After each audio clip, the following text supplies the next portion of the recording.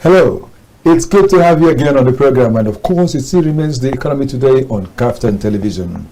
Well, here we make effort to ensure that we get across to you economic matters the way it will be best for you. Talking about a review, a preview, an interview, of course, and the news itself. All of these we have together on the program, The Economy Today. Okechukwu Onubogu here, and I've got two guests on the program this day. One of them is already seated here with me, but we are still going to take our news. But by the time we return, we'll start talking about our guests. But let me just let you know that the one that is here already with me is someone that is a financial consultant, someone that does things that have to do with finances. He is a retired bank manager, and he has a lot that has to do with finances for us to talk about on the program today. And this day, there is a specific topic we want to handle, looking at a region and what has to do with their economic strength, talking about the Southeast now, Southeast Business and Investment Summit. We want to talk about that. And so, but before we go on to do all that, we normally get to have our news beat, and sometimes we also have something from the business news. And this day, we will begin with that is coming from the business news. But the man sitting with me here right already is someone that you need to know. He's been on this program before, talking about Elder. It's GODSON again. He is with me here. But we'll go on. Okay, let me just let him say hello to you, and then we'll still come on to present what we have. Edake, good to have you on the program. Good to be here, sir. Right, good morning, so viewers. Right, we'll still continue. We also have another guest whom you will see by the time we finish with the next things that are coming up. So let's begin from the business news. Nearly 2 decades after reforms are introduced to liberalize Nigeria's electricity market and boost generation capacity, the sector has failed to deliver meaningful progress, the Nigerian Society of Engineers has said.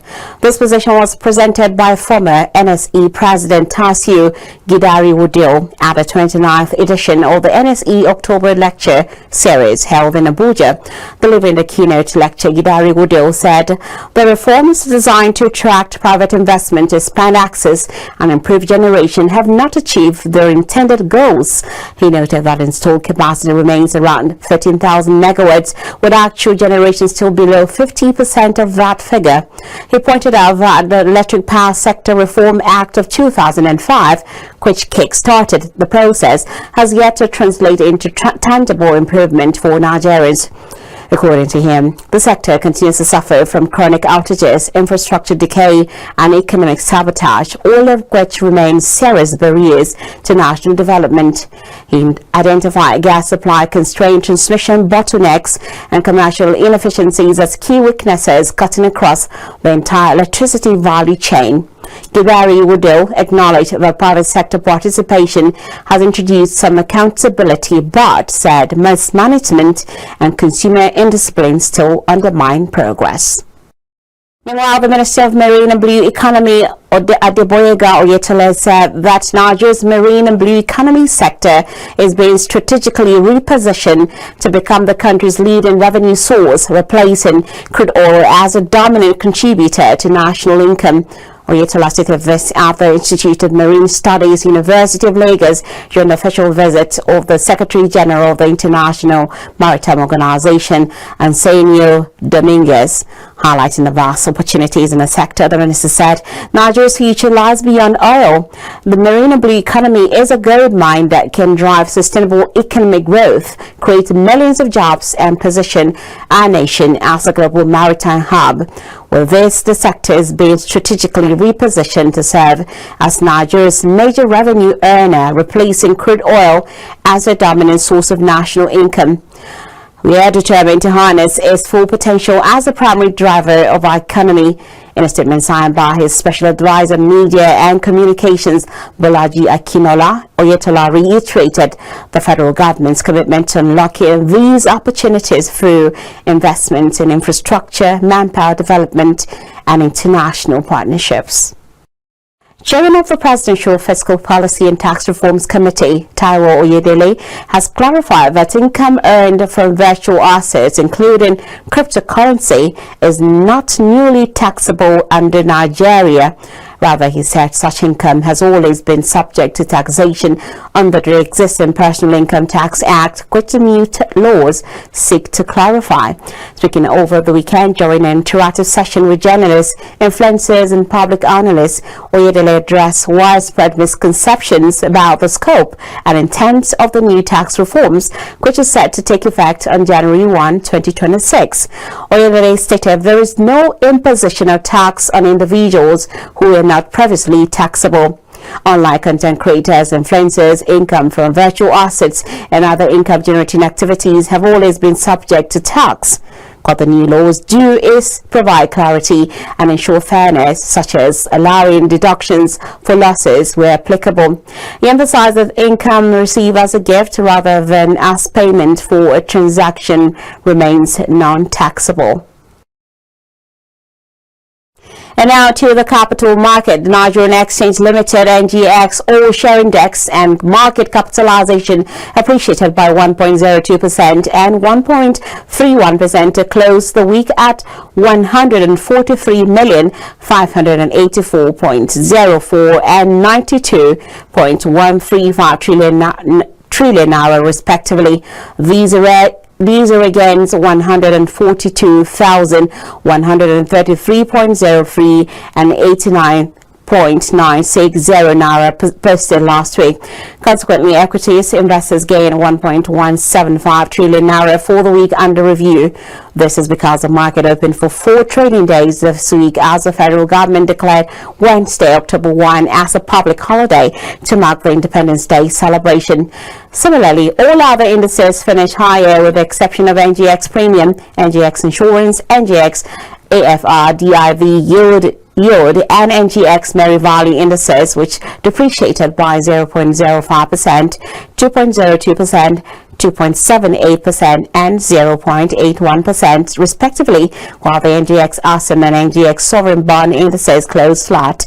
Meanwhile, a turnover of 8.403 billion shares worth 115.501 billion naira in 115,801 transactions was traded this week by investors. This is in contrast to 7.684 billion shares valued at 494.126 billion naira that exchanged hands last week in 116,645 deals. The financial services industry led the activity chart with 7.750 billion shares valued at $88.153 billion traded in 54,074 deals. This contributed 92.24% and 76.32% to the total equity turnover volume and value respectively. Oh yes, that's talking about from the business news. I believe you must have got something out of it. And that's the way it always is on this program. We have things to share and we have things to ensure that whoever that watches us will pick something out of it. Thank you for being there for us, and we'll go on with the program. Remember, I mentioned that there are 2 people I have on my program this day, and one is already here with me and we'll be talking while we expect the other one. And that's talking about something that we have. It's the Southeast Business and Investment Summit. We say positioning for economic mastery. Positioning for economic mastery. Since I've also told you that the man that is sitting with me is a finance management consultant, and also also does training, that is capacity training.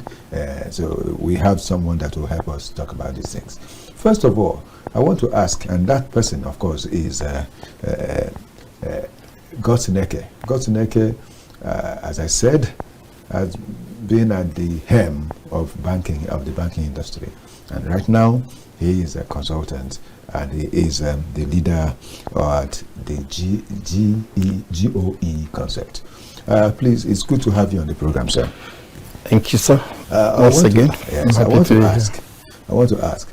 Always, we hear people talk about investment summit or business summit. This, and someone like you that is business management consultant, finance management consultant, finance and management consultant, trainer in these things. I want you to help us. Let's talk about it. Looking at this one that is coming from the southeast zone. Why the need for this summit in the first place? That is generally because, like that of the Borno state is starting too, and we keep hearing about these summits, economic summits, all of them. Why is it that we need to talk about this? Thank you. It does appear to be the end thing now. Just last week, the United States northern governors, basically not their governors, but they held a summit in Kaduna. Everybody's talking about regional development. Everybody's talking about how to attract investments. Everybody's talking about how to move their regions forward. But incidentally, that's the trajectory we have found ourselves today. And I want to say that the one for the Southeast is not an exception. Now, the whole idea about this is to be able to attract investments into the various regions. The Southeast own, the whole idea is also to be able to attract investment, stimulate economic growth. That's the whole idea about some of all these summits. When you bring policymakers together with investors, you bring all kinds of people who are players in the economic sphere and investors together in a summit. All they're trying to do is to bring them together and open the space for them to know what is available in your region, how they can come in and be able to stimulate economic growth and attract the needed investments that will move your region forward. I think the Southeast too is keen into this through this summit. In most cases, we find that when we come to such summits, we will see, just as you said, we bring them together. It becomes a kind of hub where you can meet any of the financial strongholds around there. And even the investors too, any of the investors could decide to say, okay, I'll go to this or I'll go to this, because there is a kind of a presentation of all of them at a go in one place. Looking at all of that, so do you see these summits as something that has come to stay and something that will go a long way in helping the development of both their region and the nation at large? Yeah, I think it is a good way to go, like I said earlier on. When you bring business leaders, you bring government policy makers, or government officials, and you bring all other people who are interested in investing into a common summit, a common venue, where they will discuss strategies for economic development, where they will also be looking at investment opportunities that exist in the environment, in this case now in the region in particular. Now you're opening the space.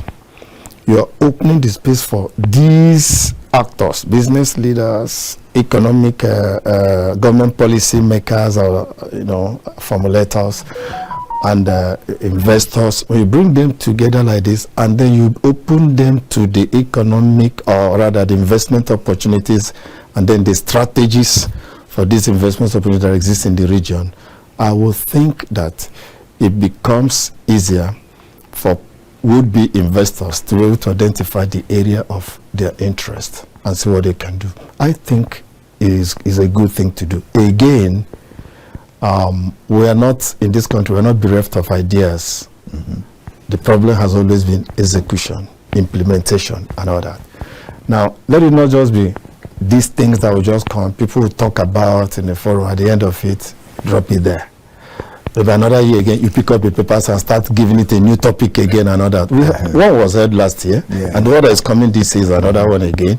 Now, the question should have been, since the last one that was held last year, and this is where the people who are, championing this should be able to come in. There should be timelines. There should be monitoring. There should be a way of checking to see, look, these things will come and talk about what has been the impact. But as for ideas, as for strategies, I don't think we're bereft of them in this country, and even in the region called Southeast. Southeast needs it more than we need it in the Southeast, just like yesterday. Okay. It's a region that is in a hurry to really develop. Okay, thank you so much. Well, we're still here, and as I said, there is another guest that will be with us, so we're hoping to get him before the end of the program, because he would help us understand why the Southeast is doing their own too. Just as he said, one of them should be part of this program today. I'm talking about IFEDI OKWENNA, Dr. IFEDI OKWENNA. He is among the people organizing that one. So he will be here with us definitely, I believe, before the end of the day. Now, looking at all this, we see that from what Elder has said, that summits are important if we want to move any major program forward. I hope I'm correct, sir. You're right. Right. And looking at this sort of thing, and looking at the kind of gathering, and there's something else you added, the government is also brought into it. So you see, it makes way for easier communication between the investor and the people that have the wherewithal, that is the people that will be used, and the consultants and all, everybody is together. It makes it easier for all of them to work. Looking at now the kind of decay on the government side anyway, in the facilities in the Southeast region. I know that OKWENNA will still talk about this, but then I want to ask you, do you see any hope for infrastructural development, effective infrastructural development in the Southeast as a result of things like this, like summits and all that? Yeah, that's the more reason why this kind of summit should hold. That's why this kind of summit is important, because you're bringing government officials, investors, business leaders together. Now, when they come and discuss all the investment opportunities and the strategy that is available in the region, now people now go back and begin to do what they need to do.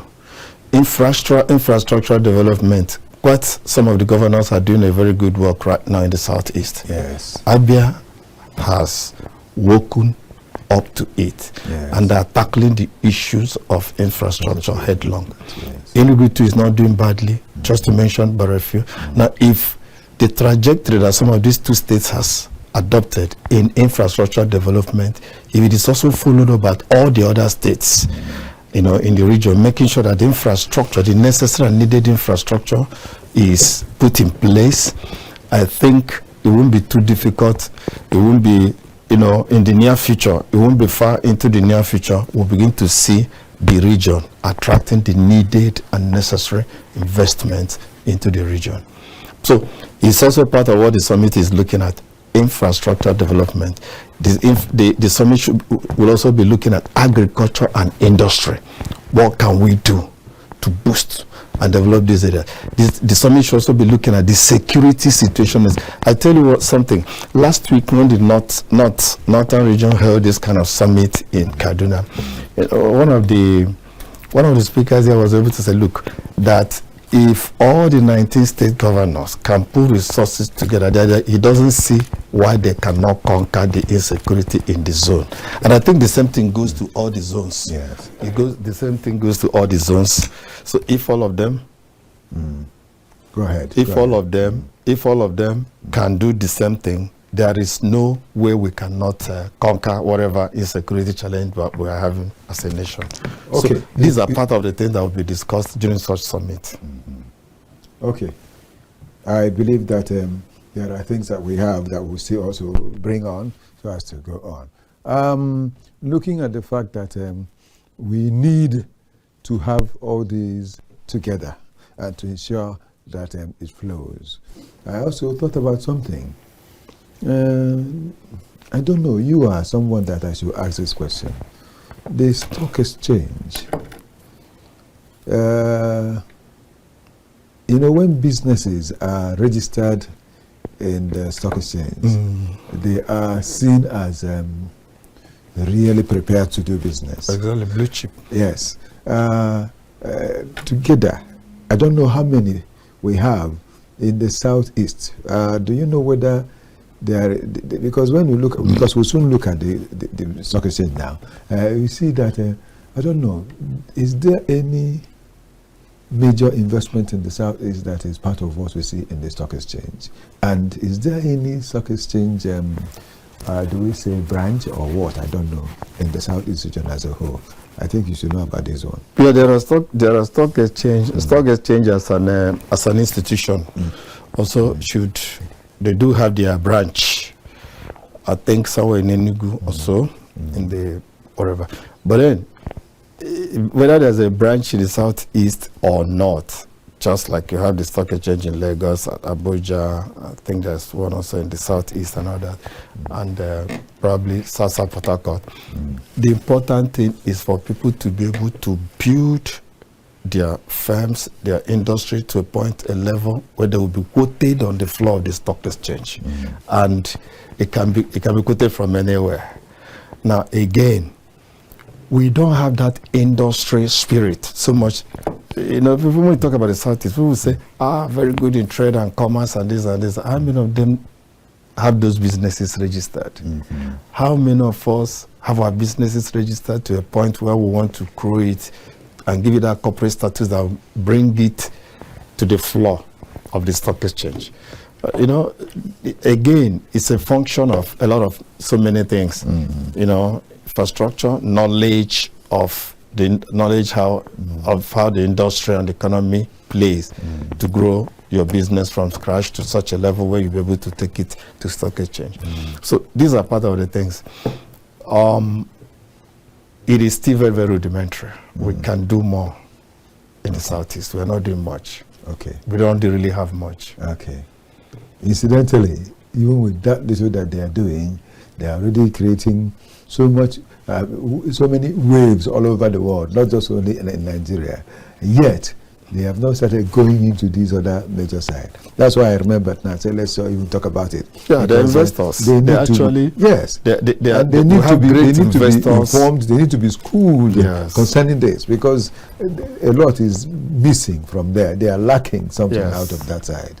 Don't you think so, sir? I think so. Okay, we'll still continue. I agree with you. But we'll take just a slight break and we'll return in a jiffy.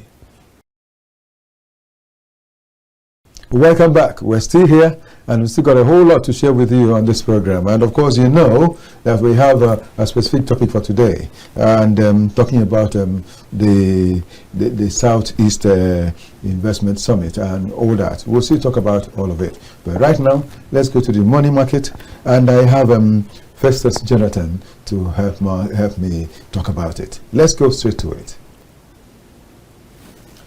The trading week ended on a rather conscious note, a mix of gain and pullback, as investors weighed profit taking against new buying opportunities. Now let's take a closer look at how the market shaped up. The Nigerian Exchange Limited wrapped up the week slightly on a bearish side. The all-share index slipped to around 99,890 points, while the market capitalization closed at roughly 56.49 trillion naira. Analysts say this soft decline was mainly due to profit taking in the banking and consumer goods sector. But despite the mid-dip, overall market activity stayed strong, showing investors are still very much in play and watching closely for entry points. Now let's talk about the bright side, the week's top gainers.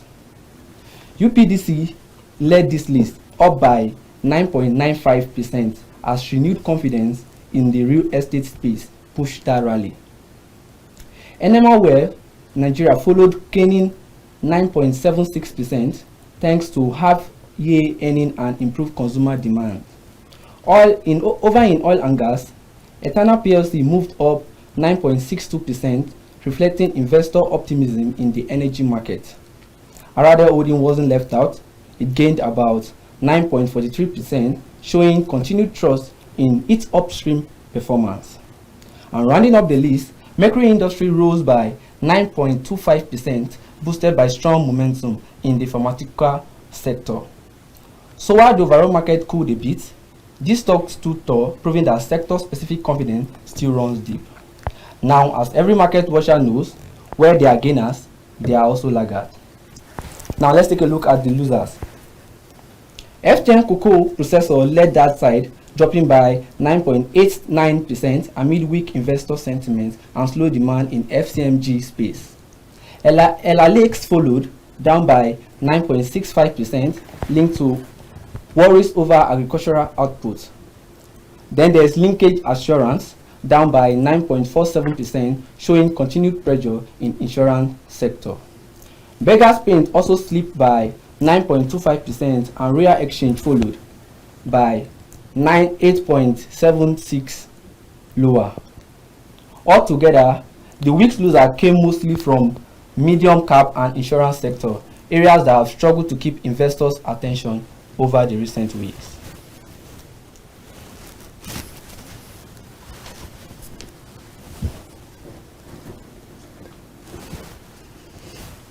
Wait. Oh yeah, come over. Thank you so much, and that's it. We will still continue with a lot more here. And thank you so much. I want to say to Festus Jonathan, you'll still be hearing more about him as we go on the program. But for today, we're ending it at this. We'll still take a little break again so that my second guest will come in to share the remaining moments with us on the program. Story 1. Sahara Group, one of Africa's leading energy and infrastructure conglomerates, has announced plans to ramp up its upstream crude oil production to 350,000 barrels per day within the next 5 years. This growth will be driven by a major upgrade of our exploration and production services, enhanced execution capacity, and the acquisition of 7 brand new rigs to accelerate and improve production efficiency. Les Aiba, Chief Technical Officer at Sharami Energy, a Sahara Group upstream company, said. Aiba made this disclosure while addressing investors and stakeholders during a strategic meeting on the sidelines of the recently concluded Africa Energy Week in Cape Town. He emphasized the critical role of local collaboration and regional cooperation in positioning Africa as a global leader. The company said it has acquired 7 additional oil rigs to enhance exploration and production capacity across its assets in Nigeria and other key locations where it operates. This rig acquisition, Aiba noted, is central to Sahara's plans to boost its production to at least 350,000. Aiba highlighted that these investments are already yielding results, noting that one of the rigs, the state-of-the-art 2000 HP land rig named El Buba, has successfully commenced operations by spudding a gas development well in one of Sahara's fields, with the second rig currently being mobilized to the site to spud an oil investment well and other rigs to follow soon. This rig acquisition, Aiba noted, is central to Sahara's plans to boost its production to at least 350,000 barrels per day.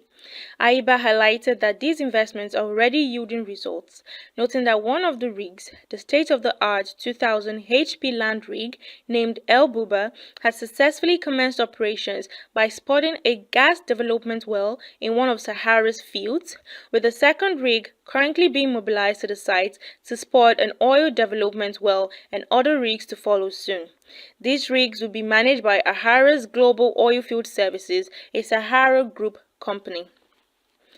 The National Insurance Commission, NINCOM, says more than 1.47 million smallholder farmers across Nigeria are now covered under agricultural insurance schemes, marking a significant milestone in efforts to de-risk the agricultural sector and boost productivity. Commissioner for Insurance and Chief Executive Officer of NICOM, Olusegun Omosehin, disclosed the figures during the 2025 Stakeholders Retreat of the House Committee on Insurance and Actuarial Matters held in Maiduguri. Omosehin said the insurance coverage was facilitated through the Nigerian Incentive-Based Risk-Sharing System for Agricultural Lending, which aims to reach 3.6 million farmers by 2026. Omosehin highlighted the tangible impact of insurance on farm yields and resilience.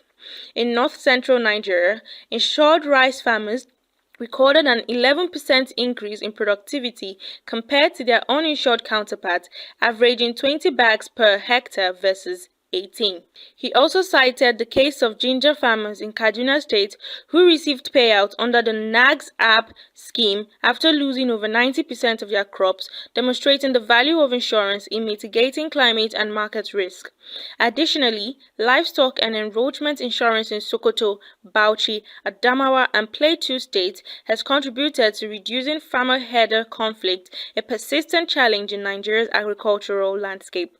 Omosehin called for stronger collaboration among lawmakers, regulators, and stakeholders to ensure the effective implementation of the Nigerian Insurance Industry Reform Act 2025. He concluded by urging stakeholders to align legislative, regulatory, and operational efforts to ensure that the Nigerian Insurance Industry Reform Act (NIRA) 2025 delivers on its promise of transforming. Thank you so much, Marachi Kelvin-Ogu, for doing this. Gabriela, thank you so much. You remember Gabriela was here and did her IT here, and she just happened to be around this day for something else, and of course, this is what she normally does and does beautifully. So she had to come to do it again for us. We're grateful, Marachi. Thank you so much. Now, back in here immediately because we have little time to talk. I want to say that you've known that I've had GODSON here with me all the while from the beginning. And right now, the other guest that I said will come in before the end of the program is here. And so let me introduce him immediately, and let's hear him and see what we can get out of him before the end of the program. Though, he will still come back. This is not just the only one. He will still come back for many more on this program. I'm talking about a business development consultant, an importer and exporter, a trainer, and a former commissioner in Anambra State, and a whole lot more. He is also a publisher. I'm talking about IFEDI OKWENNA. Good to have you on the program, Dr. IFEDI OKWENNA. Thank you very much. My pleasure being here. Right, sir. We have discussed a topic, and that's what we have for today. That's the Southeast Business and Investment Summit. Tell us about it. Yeah, thank you very much. By the grace of God, I'm the Executive Secretary CEO of Southeast Business and Investment Summit Group. And it's a private public sector partnership that was established some few years back with the aim of remaking the Southeast as an economic powerhouse. And Southeast has a very interesting past.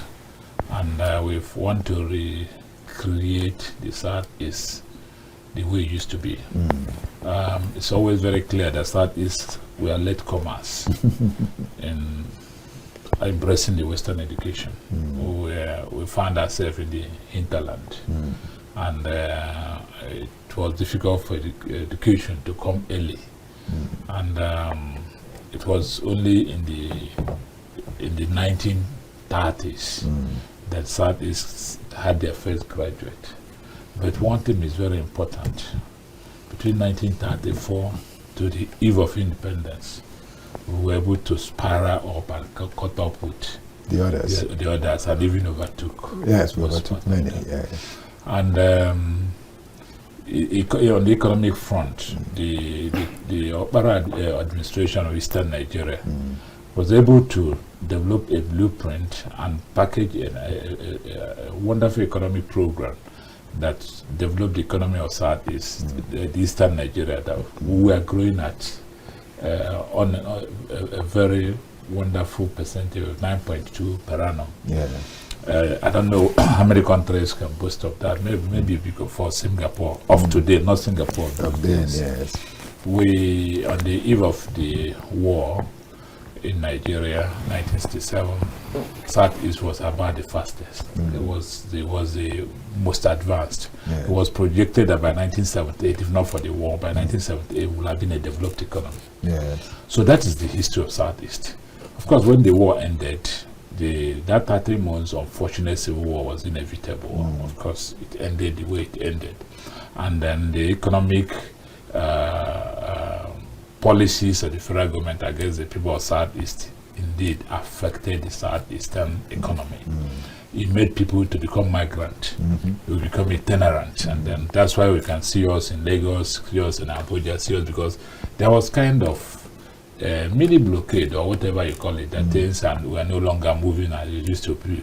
Our growth was stunted, it was reduced, and then we started migrating, and that's why we hold in any part of the world, apart from the inhabitants, the Igbos are always the second, the next in population. But then it has affected our own land. Wonderful environment, wonderful climate, the best in anybody can think of. Tropical rainforest, greenery everywhere. People, because we have migrated, left that wonderful environment, and we are in the desert, we're in the arid and Guinea savanna, and we're in the swamp areas, and we're developing the economy. Now we ask ourselves, for how long will this be? Because a lot of things has happened. There's hope is being lost for the people of the Southeast. The youths have become restive. They have started asking for a new Biafra. For us who are now elderly, we are not thinking of Biafra of a territory. Yes. We are still asking for the Biafra of the mind. And like you know, there's a book called We Are All Biafra. Yes. All Biafra is because these are people who suffer some oppression and injustice, but who have resilience to be able to make the best out of it. We now decided to come together as a Southeast Business and Investment Summit Group. We are non-partisan. We don't do politics. We do purely business. Yes. Trying to use what we have, because we ask ourselves, what is the area of comparative advantage we have as Southeasterners? We are not the best politicians. Yes, we are not. We are not the best, but we know that there is area we have more advantage than every other person. That is business. Yes. Now we say, okay, let's exploit this area, identify all of us in business, and then use it to develop our homeland. Then we started with partnering with our governments. They were reluctant when we started, but they are now opening up, because they see we are not there to play any politics or to support anybody or whatsoever, but we strictly to open up the Southeast once again. Business, yes. For business. We did a very comparative study of the Southeast. We zoned areas of development, zones of development. We organized the first summit that was chaired by the Obi of Furniture. Ali River, the Obi of Furniture, became the first chairman of Southeast Business and Investment Summit Group, and I became the executive secretary CEO. Okay. And after the summit, it was attended by Dr. Ngozi Okonjo-Iweala, the WTO, who delivered the keynote. That was in 2024. Wow. And our friend, the former president of Tanzania, delivered a guest speech. Okay. Kikwete, Dr. Kikwete. Yeah. Now, it was decided at that summit that we, instead of talking from just by mere sentiment, weeping sentiment, we should go for bankable projects. Yes. And get the financial institutions to partner with us in order to be able to start thinking of how we can make meaningful impact in trying to fight to fight poverty, create wealth, make some social impact that can in fact provide a non-kinetic way for fighting security challenges. Okay. So I think that's basically what we do. From January this year, a team of experts were selected from across the world, and then we have done a lot of bankable projects have been packaged in 8 key thematic areas: agriculture, SME, health, education, fintech, sports, creative art. You may know that Nollywood originated from our of people. course. We are losing out. Exactly. And then we are now renamed the creative industry. Under creative industry, we are repackaging it as a very low-hanging fruit for us to be able to recreate the Nollywood to meet the challenges of today. Okay. So at this summit 2.0, Service 2.0, we are bringing all these sectors in a pitch deck for us to discuss and then start forming JVs for us to eventually recreate and why businesses in the Southeast. Well, thank you so much, Dr. IFEDI OKWENNA. You've just given us a summary of all of it, the way it was and the way it is, and even the way it will be as we go on. We want to thank you so much for being on this program today. We don't have much time to go further, but I must promise you, dear viewer, that there will be part 2 of this discussion, because it just touched it. It's just a summary. And so definitely we'll return to talk about this again. I want to say thank you so much that in spite of how busy your schedule has been, you've been able to come here. You know, it's taken me almost a year to get you to come on this program. I'm very sorry about that. And so but I think it's going to be better going forward. Okay, sir. So we expect we'll be seeing him soon on this program again and again. That's what we want to say.